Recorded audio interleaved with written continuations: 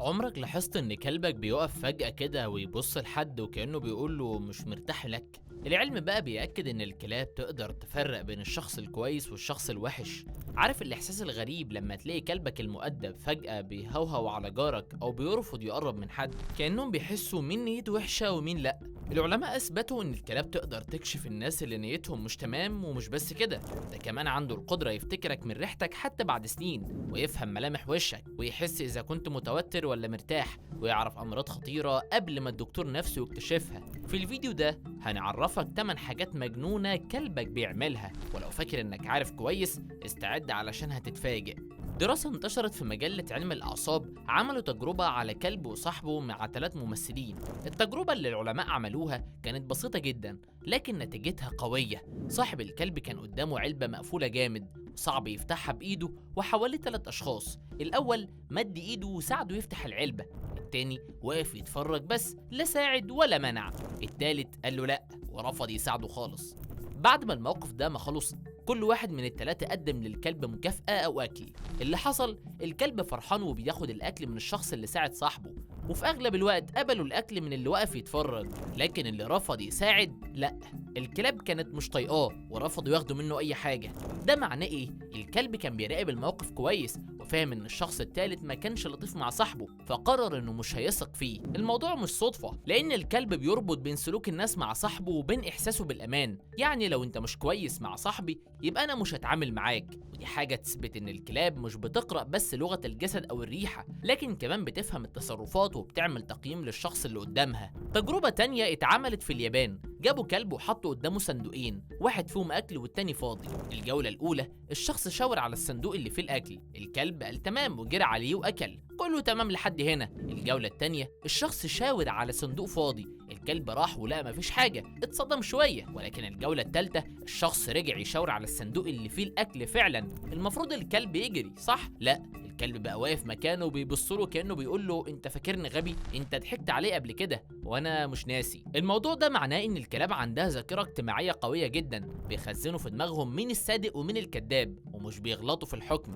يعني الكلب مش بس بيلاحظ الموقف اللي قدامه، لكن كمان بيتعلم منه وبيطبق بعد كده. تخيل بقى لو شخص بيتعامل مع الكلب بشكل مش كويس او بيضحك عليه اكتر من مرة، الكلب مش هيثق فيه تاني حتى لو جايله بهدية او اكل. في تجربة اتعملت في النمسا جابوا صور لوشوش نصها وشوش فرحانة ونصها وشوش غضبانة. جابوا الكلاب وكل مرة الكلب يلمس صورة معينة بمناخيره كأنه بياخد مكافأة. في كلاب كانوا بيتكافئوا لما يلمسوا الوش الفرحان، وكلاب تانية كانت بتاخد المكافأة لما تلمس الوش الغضبان. المفاجأة بقى حتى لما وروهم صور ناس ما شافوهمش قبل كده، الكلاب قدرت تفرق مين الغضبان ومين الفرحان، وده معناه انهم فاهمين تعابير الوش مش بس حافظينه. والاغرب ان قبل ما يعلموهم اي حاجة الكلاب كان عندها نفور طبيعي من صور الوش الغضبان ومش حابة تلمسه بمناخيرها. يعني من غير تدريب هم فاهمين ان الوش المتضايق او الغضبان بيبقى معناه حاجة مش لطيفة فبيبعدوا عنه.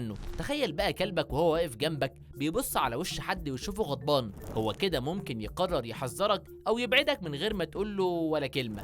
لو كلبك بيهوهو على ناس معينة من غير سبب واضح، ممكن يكون في الحقيقة عنده سبب قوي جدا، مناخيره شمت حاجة انت مش واخد بالك منها.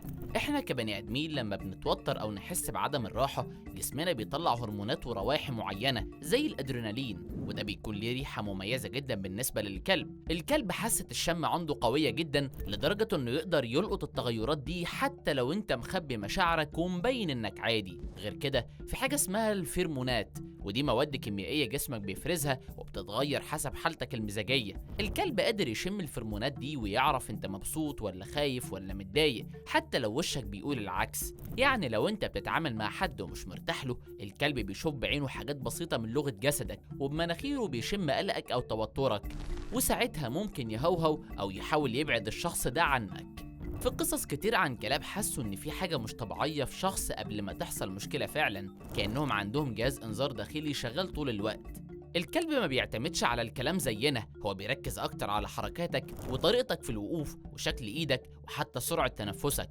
فلو في حد واقف قدامك بيقول كلام حلو لكن جسمه بيبعت اشارات مش مريحة، زي انه بيقرب زيادة عن اللزوم أو عينه مش ثابتة أو حركته متوترة، الكلب هيحس إن في حاجة غلط. في أبحاث كتير أثبتت إن الكلب ممكن يشم حاجات إحنا كبشر عمرنا ما نلاحظها، زي تغير كيميائي الجسم بسبب مرض خطير. مثلا في كلاب اتدربت إنها تكشف السرطان من ريحة النفس أو العرق أو حتى البول، وفي كلاب تانية اتدربت علشان تساعد مرضى السكر تشم أي تغير في ريحة جسمهم لما السكر ينزل فجأة وتقوم تنبههم قبل ما تحصل لهم مشكلة.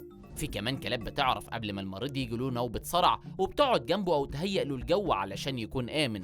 والأغرب في كلاب قدرت تكشف الملاريا والباركنسون من ريحة العرق. الموضوع مش سحر، هو ببساطة إن الكلب مناخيره فيها ملايين المستقبلات الشمية أكتر مننا بمراحل، فبيقدر يلتقط أي ريحة غريبة حتى لو نسبتها ضعيفة جدا. يعني ممكن الكلب يشوفك مبتسم لكن أنفه بيقول له استنى، في حاجة مش مظبوطة في جسمه.